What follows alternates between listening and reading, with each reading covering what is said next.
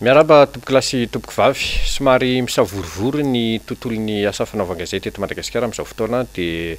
mazava ho azy fa ny filohan'ny olafitry ny mpanao gazety Gérard Rakotonirina no vahintsika ato anatin'ity fandarana ity. Mbola filohan'ny olafitra moa izy amin'izao fotoana izao mamarana ny fotoam-piasany ny birao satria tsy mbola misy filohan'ny olafitry ny mpanao gazety voafidy eto Madagasikara hatramin'izao ary izay indrindra ny anisany antony miteraka ny fisavorovoroana. Dia miarabanao Gérard Rakotonirina tonga soeto amin'ny fandarana dinika fandrony sa fantelo moa zany zao ianao vahiny fandrony faravakely. Miaraba namana Joël dia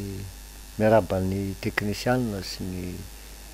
mpanaraka nyity fandarana ity raha teo satria ianareo no omena lanja sy omena vaovao amin'ny alalan'izao fandarana izao. Araka nefa fampidirana ataoko teo Andriamantoa filohan'ny olafitra misy fisavorovorona kely amin'izao fotoana izao ka saina ho tanterahana amin'ny 2 volana Oktobra ny fifidianana ny filohan'ny olafitra sy ny birao eo anivon'ny olafitra mpanao gazety. Fifidianana ataontsika eo anaty farankisosina angamba ilay izy Gérard Rakotonirina satria candidat tokana no filohan'ny olafitra sambany tao anatin'ny 40 taona sady 50 taona latsaka kely nisy ny olafitra ny mpanao gazety no hoe candidat tokana ny hofidiana na ho ankatoavina ve zany sa inona ny fomba hiantsontsika an'izany. Nisy ny fananganana ny cellule de crise ny farany herinandro teo natsony cellule de crise ianareo eo anivon'ny OJM aiza ho aiza no fipetrany amin'izao fotoana izao Gérard Rakotonirina inona sina ny fitakiana tokony atao sy ny sisa. Ny fitakian'ny cellule de crise moa zany zay natrenay marika to am-piandohana fa tsy izahay no mikarakara ny reny fivoriana ny antsoina mpanao gazety na ny teny amin'ny trasy teny Tsiadana na ny tetsy amin'ny Caribe Hotel ny tamilady teo sy izay mbola kasaindry zareo ho atao amin'ny larobia amin'ny alalan'ny fotoam-pivavahana. Mpanao gazety reny nampiantso reny mpanao gazety mahatsiaro tena fa voatoitoina ny fahalalan'ny asa fanaovan-gazety ary manambana tataovandoza ny mpanao gazety no ho zavatra mitrango eo ataon'ny za tsy miteny hoe fitondrana ny ministry ny serasera sy ny ekipany amboletra ny anatanterahana fifidianana ataonao farangososina moa izy teo amin'ny 2 ny volana Oktobra teo kanefa tsy misy afa-tsy candidat tokana dia no hainy nametraka fanontaniana teo hoe fifidianana ve ny azo itsona an'izany sa inona tsy fifidianana aloha zany satria tsy misy safidy fa de atao amboletra fotsiny hoe io tikano tsy tikano tsy maintsy laniny io zay ny zava-misy. Ny antony mahatonga an'ilay savorivory dia antony anankiroa. Voalohany novan'ny ramatoa ministry ny serasera sy ny ekipany ny lalàna mandrafitra ny biraon'ny olafitry ny mpanao gazety ary tsy mba tany amin'ireo ambaratonga an-dalàna ivaiva kokoa na nivana azy fa lalàna velona ny lanina teny amin'ny antelimera rotonta mihitsy nanovana firafitry ny biraon'ny olafitry ny mpanao gazety olafitry ny mpanao gazety amin'ny birao atsangana eo dia le hoe ny andininy 530 bisy vaovao ao amin'ilay fanovana nentin-dramatoa ministra manao hoe mialatsiny amin'ny teny frantsay scrutin de liste bloqué, un président, un vice-président et son suppléant et un conseiller et son suppléant par région. Liste vote sans panachage ni vote préférentiel ni liste incomplète. Io lalàna io zany no natonga ny olana vao nivoaka ny lalàna nasipanitsiana tamin'ny volana septambra 24 dia efa nanaitra ny mpanao gazety zahay hoe tandondoza ny fahalalana ny fanaovana gazety ary ho potika ny mpanao gazety no io lalàna io. Ny antony dia satria tsy maintsy hitady olona 2 zany amindreo faritra 3 zay ho filoha eo zay vao mahazo mirotsaka ho fidiana sy azo fidiana fa raha vao tsy feno efatra isaky ny faritra faritra 3 zany hoe raha tsy mahita an'ireo olona reo zany ny filoha mazoto manam-piniavana irotsaka ho fidiana de tsy azo fidiana satria tsy afeno indrisitra mazava nefa namana zoelina fa misy faritra eto Madagasikara tsy misy mpanao gazety afa-tsy mpiasan'ny hainao manjery tantanan'ny fanjakana RNM sy TVM ny tsindry ny orooro sy ny raha matahora mahazo an'ireo mpiasan'ny RNM sy TVM reo na ny ety amin'ny Fohibe na ny any amin'ny faritra de tsy asahin'ireo mpanao gazety ireo irotsaka ho fidiana mihitsy raha toka hiaraka amina kandida mety hifaninana am'izay kandida mpanjakana mazava ho azy fa nizaniza zany manam-piniavana irotsaka ho fidiana de tsy afeno lisitra satria misy faritra eto tsy hananany olona satria tsy ho feno zany ny lisitra de tsy azo raisana avetrany ny firotsaka ho fidianan'le olona zay zany anisan'olona goavana araky ny lalàna io nefa lalàna zay le zavatra miseho am'izao fotoana izao zay le zavatra miseho am'izao fotoana izao mbola hoany mantsy tsika rehefa avy eo ny manahirana am'lizy hatram'izay zany rafitra sy fiodiny sy ny andraikity ny ho lafitry ny mpanao gazety zany a de tany amina décret tany amin'ny namoronana azy tany am-boalohany de fa décret 74/112 ny mandrafitra an'io zany hoe décret azo ovaina raisiny eo amin'ny filakevitry ny gouvernement tsy filakevitry ny ministre de miova iny fa ity lalàna velona mihitsy ny nampidirana an'izay zany hoe tsy azo ovany io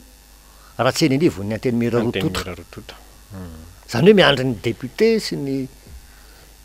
loolona ivory indray vo azo ovana io 550 bisy vaovao io zay vao mety azo ovana de zany nefa mbola miandry hoe misy tolo-dalàna avy any amin'ny anteny mirarototra avy any vanan'io sa misy volavolan-dalàna avy any amin'ny gouvernemanta afana manovan'izany de lazaindry zareo moa hoe ny anteny mirando olona no nanaovan'io de eo no mametraka fanontaniana ary lazaindry zareo koa fa iny lalàna iny de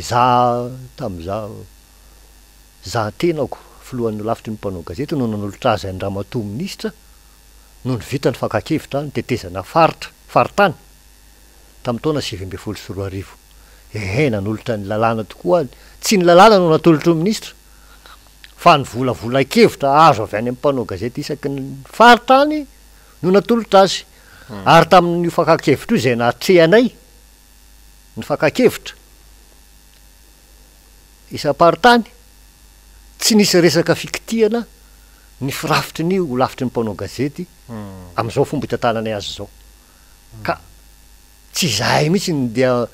anolotra vato any am'tehana hitorahana ny mpanao gazety ao aoriana eo aloha zany le efa zatra mandainga matsy ry zareo mandainga foana ary mampalainga olona zay ny talentan'io ministra io tadidinao le hoe ty vidanitra na vofe malaza iny lainga ohatr' zany a oentina manabady vahoaka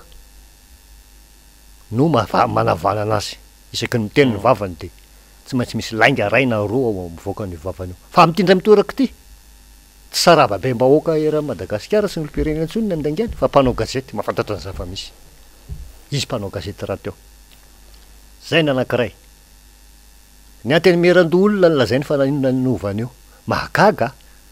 ny anteny mirando olona nge tamin'ny fotoan'andro ny teo aloha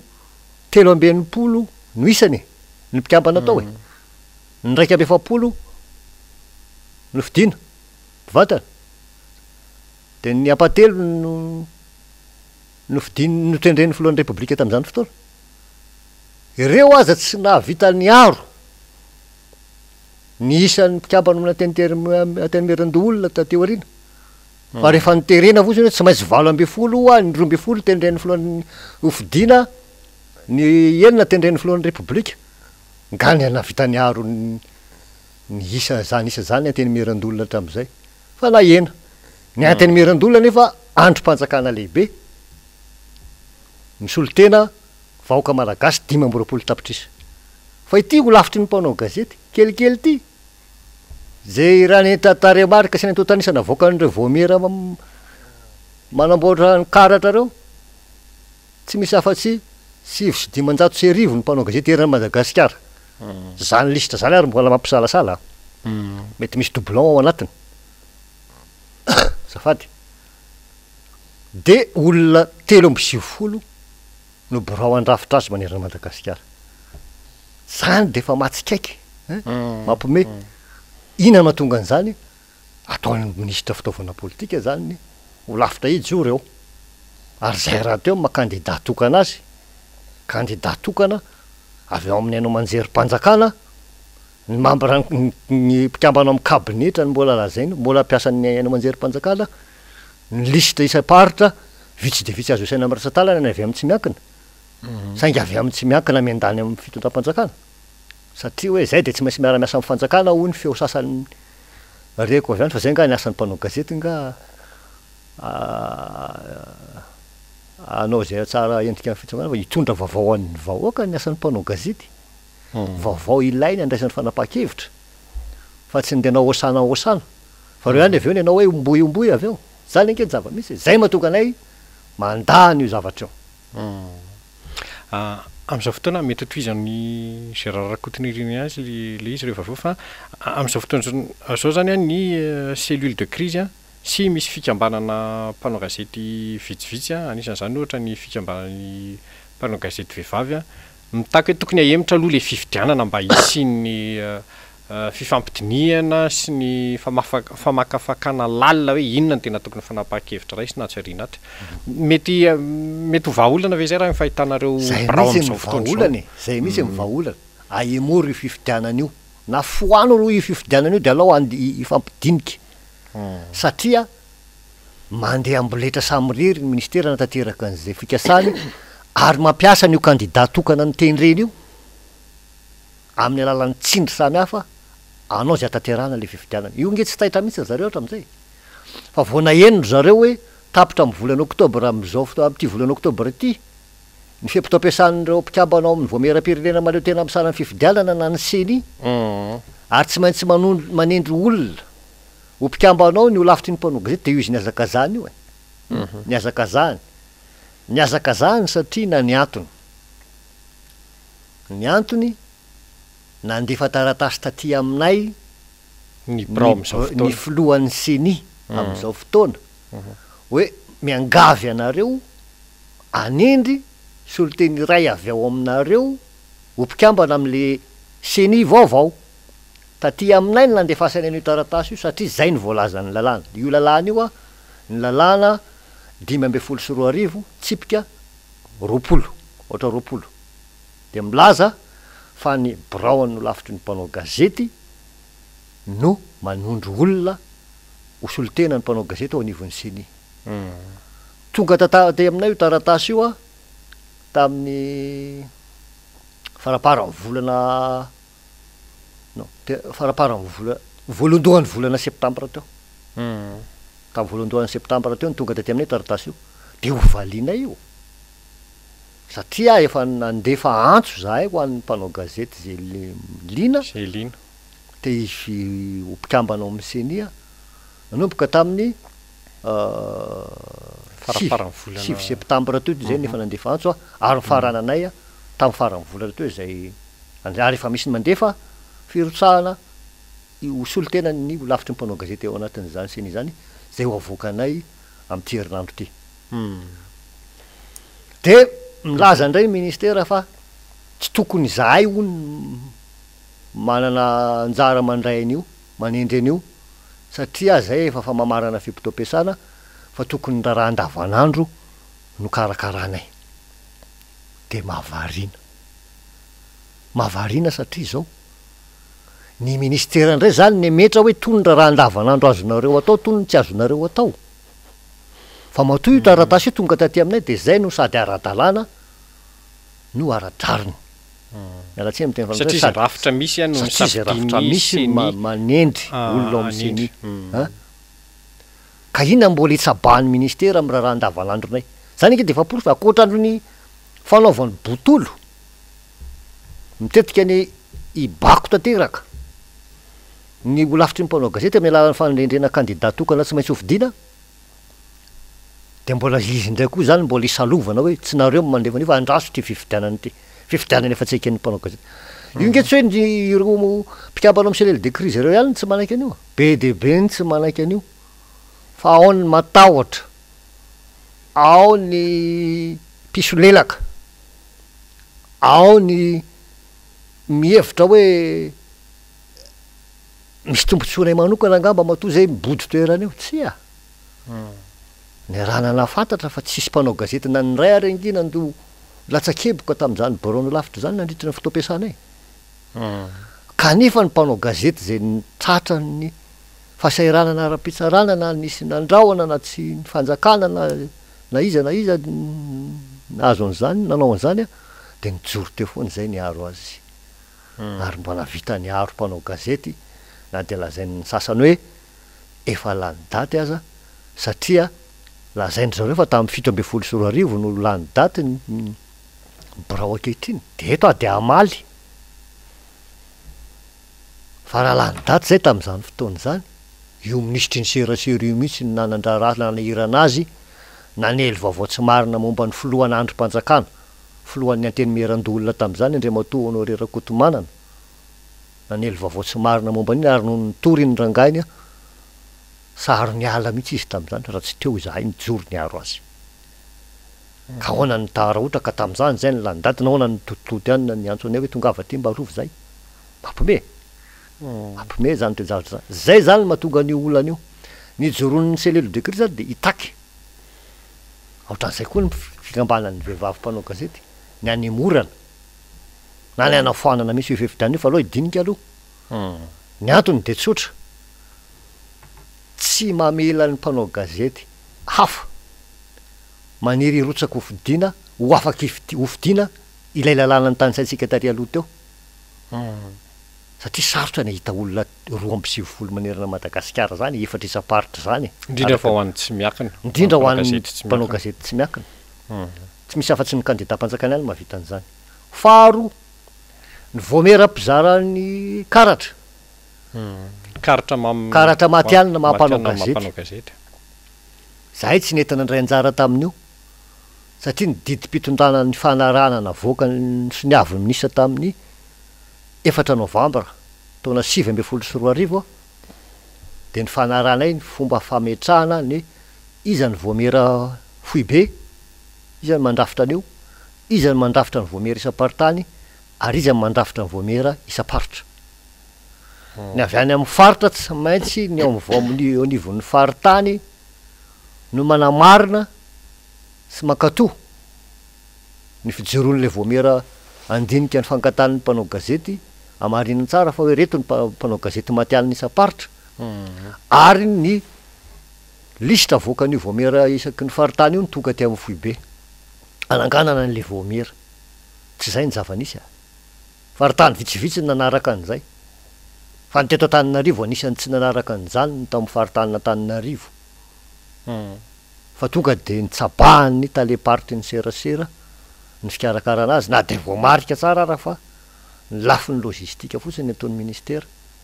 ary idirany talen'ny paritry ny serasera amin'ny fandaminana ny oraraha io fa tsy ny fananganana voamerany karatra teo zany natonga anay tsy nentanao ary efa nametrahanay requête tany amin'ny conseil d'état io tamin'ny fotoanandro fa vao tamin'ny 15 septambra teo vao nisy ny audience atao amin'ny conseil d'état de mazava ho azy fa tsy nyraisin'ny conseil d'état ny fitorinay satria efa nisy arrêté vaovao indray navoaka ny ministera ny anaovan'ny amboletra na nyvany izy samirery ny firafitra le voamera zay natonga ny laza hoe fa olona ny tsiponina viaiza zokobe zay emerambelosona fa tsy nianarany tao tamin'ny voalohany fa anarana doyen hafa satria iny zany nanaiky miviran'ny raviraviana tao de iny ny nanao de iny ny noentiny mananganady miaraka amin'ny tale général ny serasera kely zay fantatritsika loatra zay zany ny zava-nisy tamin'ny resaka voa karta zany hoe ny lisitra navoakan'io voamera-pijeriny hoe matianina amin'ny asa fanaovana gazety de efa tsy ara-dalàna ary misy be deabe ny tsy mpanao gazety ao anatiny efa nisy fijoroana vavolombelona fa nabotsina fotsiny hoe dimanjasivy dimanjato sy arivo zay zany ny ao anatiny ary mbola zareo ihany ndray mbola milaza hoe mbola tsy mahazo karta reo lista reo le mpanao gazety ao anaty lista reo fa miandry ny fifidianana birao no lafitra vaovao sy filo vaovao satria ny filo vaovao ny tokony anao soniny karatra matianina mampanao gazety mba atao sérieux raha nga azafady indrindra fa kara-panondro no nentina mifidy ny karatra matianina no entina mifidy araky ny lalàna fa tsy kara-panondro mbola pirofy ihany zany a fa vonjovonjena ohatrany tsy naikena le izy a de be deabe ny fandikanana satria sady tsy misy lalàna mazava nametraka hoe miantso ny mpanao gazety ifidy tsy misy voamera misahana ny fifidianana fa le olona nanome karatra tarifa fa niteriterena eo ihany a no mbola mikarakara fifidianana aiza ny lalàna momba an'izany tsy misy milaza fa kandida tokana no an'ny rotsako fidiana satria lazaina fa lady atoandro tapitra ny fotoan'ny fametrahana ny totataratasy filatsako fidiana fa tsy fantatry hoe oviana izy io no nanomboka oviana ny sokatra fa de zoma riva zay vao mandefa mody mandefa mailaka sy any amin'ny facebook ry zareo mpikarakara hoe amin'ny miantso-mpanao gazety aka vaovao momba ny fifaranany firotsako fidiana zany ve tsy fantatra hoe oviana ino nanomboka de oviana de fandrofarany lazaina de hoe tsy maintsy atao amin'ny 9 oktobra ny fifidianana zany ve tsy fanaovana tsinotsinona mpanao gazety mba mpanao gazety any ianao na reo voamera reo reke mpanao gazety reo taloha na minisitra mpanao gazety ny olona tsy mpanao gazety eo lepo reo mpiara-miasa aminy mpitsara sy ny sisisa zay aingana be sy mpahay lalàna zay aingana be manovanova ny lalàna arak' zay ty iny ahafahany matratra ny tanjony zay ny amin'iny zany zavatra rehetrarehetra zany a zavatra telingeza be ny andinina zafady fa 5 bisy vaovao sy ny tsy fahazavanyndreo lalàna samy hafa tokony arahana amin'ny pitsopitsony momba fikarakarana fifidianana de izy any anakeny zany mazava zay inona sinany hoe tokony ho fipetraraisiny marina moa fefa mivoaka zany ny fitakian'ny cellule de crise a fa ianareo anatin'ny braony lafitra zay mamarana ny fempotoana iasanareo a inona no sosikevitra reo akoatrany hoe fampemorana sy mila kitihana mihitsy ve ohatra le lalàna iandry ny fivoriana sa ahoana mijery lavitra satria tsy ho tombotsony ty asy ty tsy ho tombotsony ny mpanao gazety mihitsy ny fiazakazana amin'io tiako mariana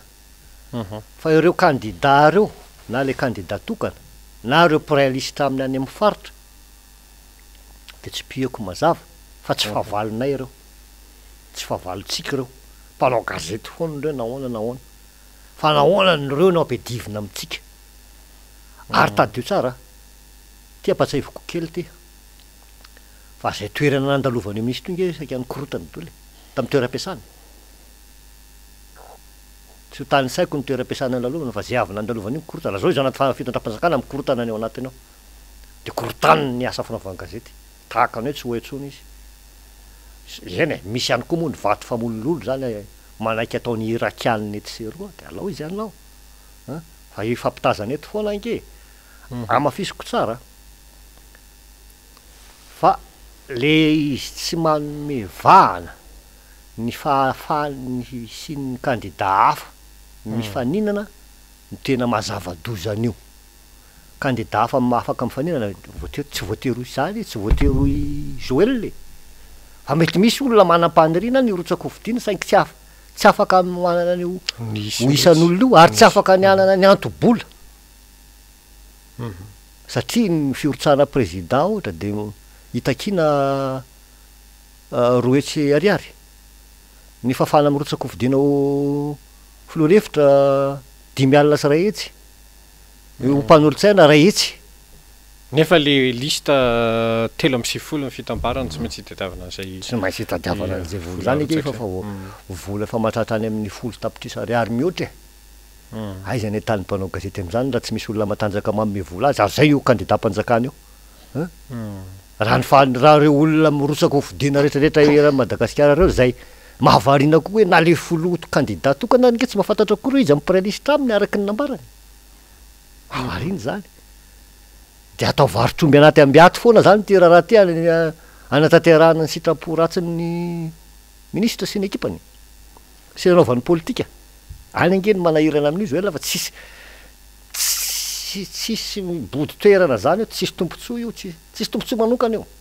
fa sairarana ary ny be dehibe tao anatin'izay fempotoana ny sala izay ena re mankasitraka anao zay raharahakotondrina fiaino zay fanazavana zay de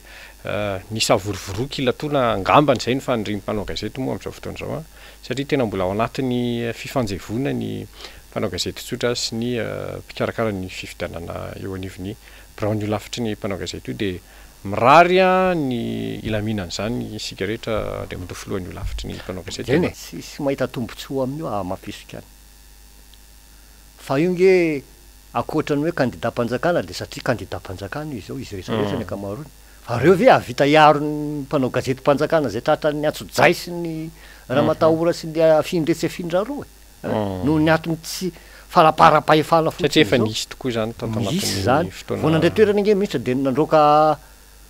mpanao gazety io sy de maro be ny nataony de nampidiran'olona vaovao avy amin'ny tokony na ny fanendrenany tale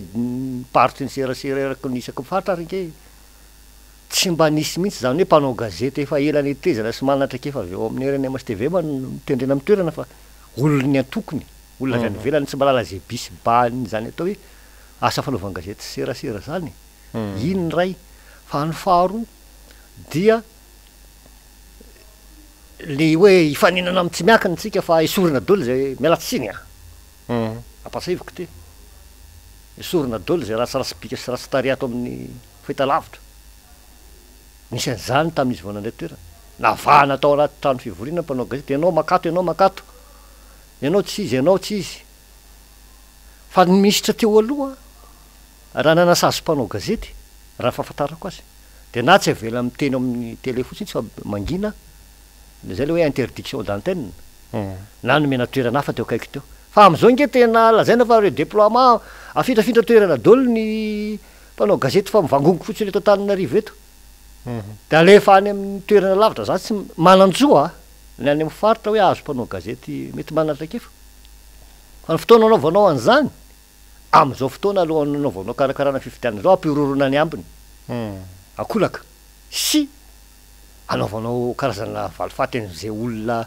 tsy titianao na tsy titian'ny tale tendrenao de afindra fotsiny am'izao andro miditra amin'ny mpianatra raha fahafantarako kely azy ny mpiasa-mpanjakana zany na ECD na EFA na efa fonctionnaire amin'ny fotoana fialatsasatra amin'ny famindra-toerana olona fa tsy hoe fa tafiditra mpianatra zay vao afindranao le olona zany amin'ny hainao manjery mpanjakana manokana ary io tsy teto amin'ny foibiany fa eran'ny Madagasikara de ho hitatsika eo raha misisika manao amboletra mory zareo zany satria candidat-mpanjakana no folohan'ny lavitra io ohatra ka ataony amboletra io ary io ngena zareo 20 fotsiny ary no mifidy de fa lany 100 izy de fa izy zany ny voafidy eo fa ho hitatsika eo raha vita iaro ny namany mpiara-miasa aminy aloha le candidat-mpanjakana asa ijorany ohatra ministra zay mibaiko azy am'izao fotoana zao ve izy hoe tsy rariny tiany ramatoa ministra raha tsy raha-piasana anao de fa tiany fotsy ila de tiany avertissement de tiany tapahako ny any amin'ny karama ny mpiasa-mpanjakana ohatra zany ingeny nahazo ny secrétaire général no lafitra miaratsy Rasolofarjolony mba niezaky nitondra fanitsiana tsy fanakanana akory fa ny décision voalohany raisy ministra volana janoary taona 2020 afindra toerana any Melaky de rehefa tsy nandeha tany le olona noho ny antony samihafa ary nanana antony samihafa izy amin'ny maha fonctionnaire azy fa ny antony anankiray koa de hoe tokony mpikambanao anatin'ny voamera-panome karatra mpanao gazety ny secrétaire général ka nahoana no afindra ny Melaka tam'izay any teny hoe tsy maninona alao izy afindra ny Melaka fa alao afindany melaka koa ny reny vohitry Madagasikara de any ny voamera fohy be mizara ny karatra matianinao any mpanao gazety no andinika tsy vory de tsy faly tam'izay izy de zay tapaly hatramin'ny karaman'io secrétaire général zany ny zava-misy de mialatsiny amin'ny mpiaino ny Dinika fa raha mahakasika anay mpanao gazety no nyresahana teto satria rehefa voatoetoina ny mpanao gazety kapobe mahakasika de ny fahafahan'ny olom-pirenena sy ny zon'ny olom-pirenena ray amanontolo mihitsy no voatoetoina amin'izany resaky zany. Eny are makasitraka anao zay rarakotiny irina de makasitraka rehetra atsika rehetra tany tokantrano koa nanaraka ny fandarana hatramin'ny farany mametraka ny veloma finaritra tompoklasy tompoko vavy.